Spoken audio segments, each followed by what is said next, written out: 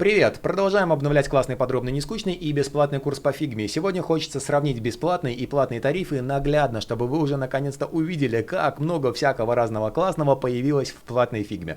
Погнали! Пишите лайки, ставьте комменты и погнали. Сравнивать сегодня будем бесплатную фигму с платным аккаунтом, но важно понимать, что за бабосы мы получаем не только проапгрейдженную фигму, вот эти вот синие иконки, но и много других плюшек. И важно номер два, если расчехлите кошелек, смотрите, не промажьте с тарифом, потому что на некоторых тарифах про апгрейдженной фигмы нету, она там обычная с ограничениями. И сравнивать будем наглядно, слева бесплатный тариф, а справа про апгрейдженный. Как на платном тарифе в черновиках, так и на бесплатном никаких ограничений нету, можно создавать здесь сколько угодно файлов. Более того, внутри файла, который находится в черновиках на бесплатном тарифе, можно создавать сколько угодно страниц, никаких ограничений. Это значит, если вы планируете в одиночестве работать, то структурно никаких ограничений нету, вы можете создавать сколько угодно файлов и внутри каждого сколько угодно страниц, если они находятся в черновиках. Более того, всеми этими макетами вы сможете поделиться и показать эти файлы другому. Запоминаем слово «показать», оно важное. Фотографирую ссылку, переключаюсь на другой аккаунт и вставляю ее из буфера обмена. Вам окно тут чуть-чуть не влезло, но поверьте, я так и сделал. И видим теперь этот файл у другого аккаунта. В черновиках можете создавать сколько угодно файлов, внутри каждого сколько угодно страниц, делиться этими макетами с заказчиком, с клиентом, или пойдете к кому-нибудь на обучение, на эффективную прокачку и скидывать домашки отдельными файлами, не устраивая внутри каждого винегрет. И каждый, у кого будет ссылка на макет, сможет себе сделать дубликат. У него будет отдельная копия макета, внутри которой он может передвигать, удалять, переименовывать, добавлять, заменять, делать что угодно. У него будет полный доступ к этому файлу, но с нюансом. Скопированный макет в момент дубликата отсинхронизируется от оригинала. Если ты пиксели немного подвинул туда-сюда, то у заказчика клиента этих правок не будет. Но это работает и в обратную сторону. Если эти ребята случайно или преднамеренно похерили твой макет, то в твоей копии, в оригинальной, ничего не похерится. На бесплатном тарифе в соло в одиночестве можно вполне себе работать и гроши за нее получать без каких-либо структурных ограничений. Но вот если хочется коллективной работы, командной, то тогда они появляются. Скинуть кому-нибудь макет не просто посмотреть, а сразу с полным доступом, с возможностью редактирования оригинала, не где-то там в отдельной копии макета, а прямо здесь, не отходя от кассы, в черновиках не получится. Чтобы дать кому-то полный доступ к оригиналу, этот черновик должен быть проектом, а проекты могут находиться только в команде. Командная работа — это как раз таки про команду. И тут вот уже появляются ограничения, вываливаемся обратно и видим, что рядом с черновиками лежат проекты. Бесплатно доступен только один проект, не один файл, а один проект. Это папка, внутри которой можно будет создавать Figma файлы. Так вот, одна папка. На платном тарифе таких ограничений нету, можно создавать сколько угодно этих проектов, папок, внутри которых можно создавать сколько угодно файлов. А здесь бесплатно только один проект, одна папка, внутри которой могут быть только 3 файла. И в каждом из них только 3 страницы. Хочешь создать четвертую?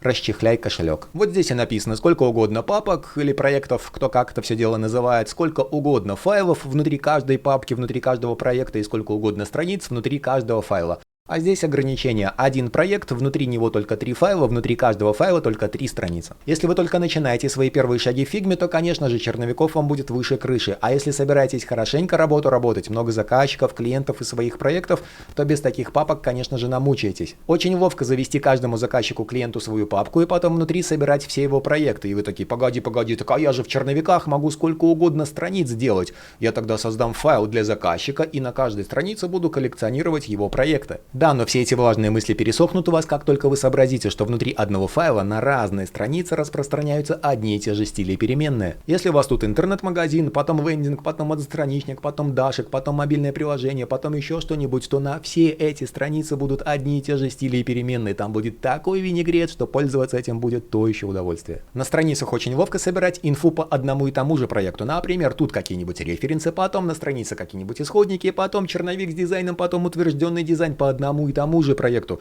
И тогда стили переменные распространяются на разные страницы, но на один и тот же проект. Вот это вот удобно. Но в таком случае представьте, если у вас в одной папке в черновиках на одном уровне будут лежать разные файлы разных заказчиков, будет такой винегрет, так намучаетесь. Возможно, вы как-то это все придумаете переименовывать и потом по алфавиту искать. А возможно, пора уже все-таки расчехлить кошелек и купить себе наконец-то платную фигму, тем более столько всего. Пока я все показываю, рассказываю, обнова появилась. Теперь папки официально наконец-то будут называться папками, а не проектами. Подушнить больше не получится. Более того, теперь будут папки внутри папок, вложенность аж до 10 уровня, даже Панину такое не снилось. Теперь можно разукрашивать папки еще более нарядно и ловко все это дело организовать и структурировать. Бесплатно будет доступна всего одна папка, а на платных тарифах никаких ограничений. Еще один классный повод рассмотреть платную фигму. Стойте, подождите, они выкатили папки, я вам только что рассказываю, будут папки такие классные, нарядные. Вот проходит несколько дней, и у вас будет вот так. На первом уровне ровно 0 превьюшек. 0. Как тут что-то найти? Тут даже Гендальф заблудится. Вот в драфтах превьюшки остались, никакого географического кретинизма. Что видим, то и открываем. А как тут что-то найти? На втором уровне уже нормально, тут уже файлы есть. Провалились в папку, и там появились файлы. Раз файл есть, вот тебе и превьюшка. Ты что видишь, то и открываешь. Но если ты находишься на первом уровне, там файлов никаких нет, тут только папки. Блястяще. Не вздумайте нажимать вот эту кнопку, цвет которой блюе, а если вы пока еще не нажали, у вас будет вот так вот. Не нажимайте эту кнопку, не надо, у вас пропадут все превьюшки с первого уровня. Все пропадет. Вот на втором уровне нема базару, классно стало, выделяешь файлы, закидываешь в папку, проваливаешься внутрь, создаешь еще какую-нибудь папку, классно стало. Но на первом это просто ужасный ужас. Кстати, негодяй из Figma использует черный паттерн на создание нового файла, поэтому многие начинающие даже не в курсе, что можно создавать неограниченное количество файлов внутри черновиков. Если сверху в бесплатной Figma нажать на плюсик, который вам тут не влез, ё-моё. Вот на этот плюс нажать и потом создать новый файл в Figma, то он автоматом создается внутри команды, хотя мог бы создаваться в черновиках, и Figma создает внутри команды, а в команде уже ограничения, и у вас сразу спрашивают кошелек. И поэтому у того, кто начинает свои первые шаги в Figma после того, как он 3 файла создал и в 4-й раз нажимает на плюсик, появляется вот это окно, у него сразу ощущение, что тут всего 3 файла. А вот чтобы создать файл внутри черновиков, нужно на другой плюсик нажать, вываливаемся в коридор и рядом с черновиками нажимаем на плюс, а потом выбираем файл Figma. И тут уже никаких ограничений нет, кошелек не спрашивают. История версии. Если в бесплатной Figma что-нибудь похерили в макете, а такое часто случается, то откатиться сможете всего лишь на 30 дней. Как вы понимаете, в платной Figma никаких ограничений нету, тут все хранится. Вон, подгружай. О, больше года. А нет, меньше. Возможно, кто-то из вас даже не знал, но в Figma можно созваниваться, не выходя из кабинки. Прямо внутри макета можно создать аудиочат, созвониться с клиентом, заказчиком, с тиммейтом и что-то прямо здесь обсудить голосом. Так вот, в бесплатной Figma такая опция недоступна. Если все предыдущее было связано с организационными моментами, то вот дальше пристегнитесь, обсуждаем уже сам процесс работы, насколько же комфортно работать именно в платной Figma. Надеюсь, вы уже посмотрели эти прекрасные ролики про библиотеки сеток, цветов, эффектов и понимаете, как создаются стили, для чего они нужны и, собственно, как ими пользоваться. В бесплатной Figma, во всяком случае, на момент записи ролика устроено вот так. Вы можете, во-первых, сами в неограниченном количестве создавать стили и использовать их в своих макетах. Во-вторых, вы можете использовать чужие стили. Если провалитесь в печеньку, увидите, что тут подключена библиотека стилей, которую создавали не вы. Вы можете использовать чужие. Это стандартные официальные библиотеки Figma Material, iOS и Simple Design. Они подключаются без проблем. А также можно использовать библиотеки другой команды, если эта библиотека опубликована, у тебя к ней есть доступ и владелец этой команды находится на платном тарифе. Если про библиотеки вот эти вот забыть, то можно сделать вывод, что локальные стили внутри файла можно использовать без каких-либо ограничений. Создал макет, заводишь стили и пользуешься ими. Проблема заключается в том, что если ты создал внутри файла какую-то библиотеку, ты не можешь ее переиспользовать, ты не можешь ее опубликовать, чтобы подтянуть в какие-то другие свои файлы. А ведь это очень удобно, когда ты создаешь новый файл, тебе не нужно внутри этого файла крафтить библиотеки с нуля, они тебя уже там ждут. Например, создаем фрейм и видим, что тут уже есть сетоньки. Их не надо создавать, они уже настроены, ты просто файл создал и тебя там подключенные библиотеки ждут. То же самое и с библиотекой компонентов. На платном тарифе ты можешь завести компоненты, опубликовать их в библиотеку, а потом в разных файлах подтягивать разные библиотеки и разные элементы этих библиотек. А на бесплатном тарифе, если позвонить в Alt3, то увидим только стандартные официальные библиотеки iOS, Material и Simple, а какие-то свои библиотеки публиковать нельзя, для этого придется расчехлять кошелек. И тут я уже вижу вопрос задних парт. Погоди, так а можно же компоненты перекидывать из файла в файл. В одном файле их создал, а потом перекинул в другой, и вот они уже созданы, не надо с нуля крафтить. Абсолютно верно. Ctrl-C, Ctrl-V, конечно, сработает, но есть малюсенькая проблема. Эти компоненты отсинхронизируются друг от друга. А вот на платном тарифе, если ты закинул компонент в библиотеку, а потом из нее порастягивал в разные файлы, то ты через одно место, через оригинальный компонент можешь управлять всеми компонентами этой библиотеки. Ведь именно в этом смысл, чтобы через одно место Управлять всеми компонентами, а не только внутри одного файла. В этом же смысл компонентов. К тому же тебе не придется постоянно вспоминать, а где же лежат эти компоненты, в каком файле они были, чтобы скопировать в новый. Ты просто звонишь в Alt-3, если тебе нужен, например, курсор. Чтобы ховер показать, ты просто через Alt-3 забираешь курсор в макет и все. Библиотека компонентов и стилей — это один из очень сильных аргументов для того, чтобы все-таки рассматривать платную фигму. В нейросетях прокачайтесь, в дизайне прокачайтесь, посмотрите, какие классные ребята делают интернет-магазины. Впервые делала интернет-магазин, и вот так классно у нее получилось с первого раза. Представляете, как она качнулась? А в 23-й группе будут обновленные стримы, обновленные домашки и еще больше эффективной прокачки. А вот интернет-магазин Владимира, посмотрите, как классно у него получилось. О, офигенно. Очень-очень нравится. Алексей сделал такой интернет-магазин, что хочется эти детальки рассматривать и рассматривать. И вы приходите на эффективную прокачку. А еще можно сертификат государственного образца залутать. Ссылку на сайт оставляю снизу в описании. Посмотрите, почитайте, приходите.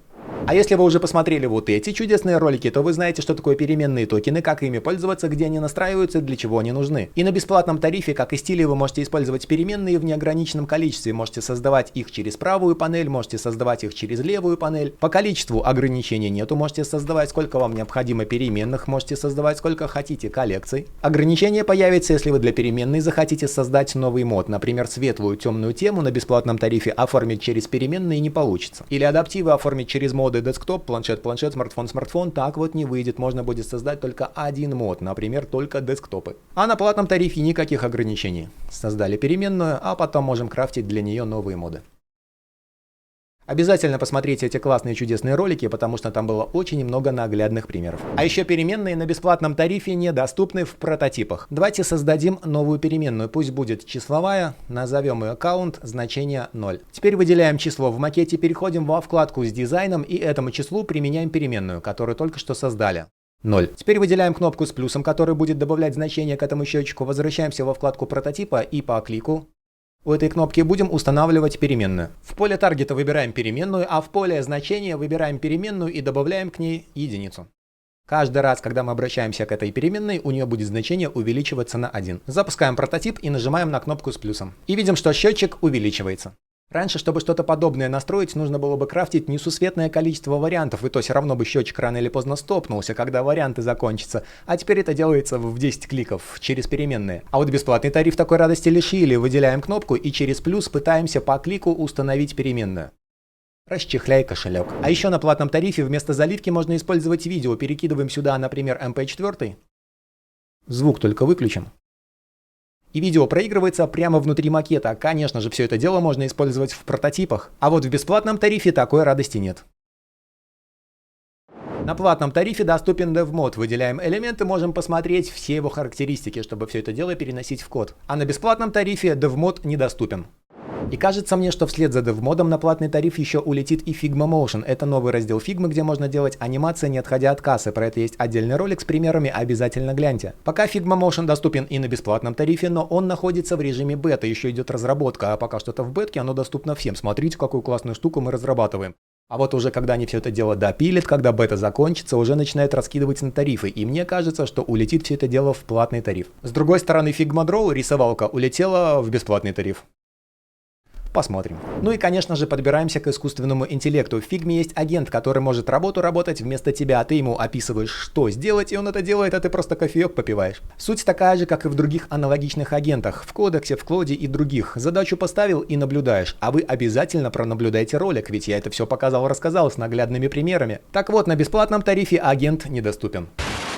Не, ну вы представляете, какие негодяи, как обычно, только я записал ролик, а они взяли и сделали наоборот. И мне теперь приходится опубликованный ролик удалять, монтировать и загружать заново. Дело в том, что агенты теперь бесплатно доступны. Да, теперь и на бесплатном тарифе доступен Figma агент. Они, конечно, тарифы сильно порезали. Вот ты на бесплатном тарифе, а вот на платном сцена Билана. Особо не потягаешься, но тем не менее, теперь и бесплатно в Figma можно небольшой кусочек своей рутины делегировать искусственному интеллекту. В Figma есть и другие ИИшные штуки-дрюки. Удаление фона, улучшение разрешения, переименование слоев, переводчик текста, создание изображений, через промпт написали, что хотим, и получили картинку. И все это доступно даже на бесплатном тарифе. А ограничение заключается в том, давайте фон удалим, сколько кредитов тебе доступно. Смотреть это можно вот здесь. На бесплатном тарифе всего 150 кредитов, а вот на платном тарифе побогаче. 3000. Разница аж в 20 раз. Фигми недавно появились, ну как недавно, смотря когда вы этот ролик смотрите. Если на Бусти подписаны, то недавно для вас они появились, потому что на Бусти все ролики появляются в раннем доступе. Гораздо раньше, чем они появляются в Ютубе. Ролики можно смотреть на полгода, год и даже на 2 года раньше, чем они появляются в Ютубе, на Бусти, ссылка на который снизу в описании ролика. Там еще столько контента про нейросети, про дизайн. И стримы ежемесячные, так что подписывайтесь, чтобы ролики смотреть гораздо раньше. Так вот, появились генеративные плагины и шейдеры, и сразу видео про них появилось. Про все есть ролики на канале. Балдеж. И доступны они даже на бесплатном тарифе. И можете пользоваться ими без каких-либо ограничений, а оно заключается в том, что вы не можете создать свой плагин или шейдер, потому что в таком случае нужно обращаться к агенту, а вот он уже доступен только за бабоса. Отмена, не расходимся, а как вы поняли, агент теперь доступен и на бесплатном тарифе, поэтому будет чуть-чуть, но покрафтить можно и бесплатно. В платной фигме можно использовать не только встроенного в фигму агента, но и через Figma MCP подключить и пустить к себе файлы других агентов, код или кодекс, который удаленно через промпт, где-то там ты им объяснил задачу, а они пришли к тебе сюда в фигму и начинают крафтить красоту. В бесплатной фигме тоже можно подключить внешних агентов, но только в режиме чтения, когда ты сам сначала в макете что-то создаешь, потом ссылку на этот макет отдаешь им там. И они уже там по промпту и на основе твоего макета что-то будут создавать. Но прийти к тебе сюда в фигму и тут что-то создавать они не смогут. Я считаю, что только за возможность организовывать все удобно по папкам, а не винегретить все внутри одних драфтов, уже можно рассматривать платную фигму. А учитывая историю версий, которая уже не раз спасала, библиотеки стилей компонентов, которые можно раскидывать по разным файлам, Figma-агент, который забрал всю рутину, уже надо брать платную фигму, да? Пишите в комментах, что думаете и какой у вас тариф, тоже пишите. А как залутать платный аккаунт через студенческую визу, я, наверное, сделаю отдельный ролик. Так что подписывайтесь, чтобы не пропустить. Если что-то важное забыл показать, напишите в комментах. Спасибо каждому, кто лайки пишет и комменты ставит. Спасибо, Ребзя. Скоро увидимся, услышимся. Главное, помните, цените момент, конечно же, компонент. Филхук. И сравнивать будем бесплатно. Да, бесплатно. Уйди. И сравнивать будем наглядно. Слева бесплатный тариф. Если ты подвинул пиксели влево-вправо, то у заказчика они не сдвинутся. Атку тебя тоже. Подушнить больше не получится. А что она не... А запустить забыл. Пока я вам все это показываю, рассказываю, некрасиво поставил. Сдублированный макет будет отсинхронизирован. Если все предыдущее было связано... Опять вы опоздали. Если все предыдущее было связано с организационными моментами,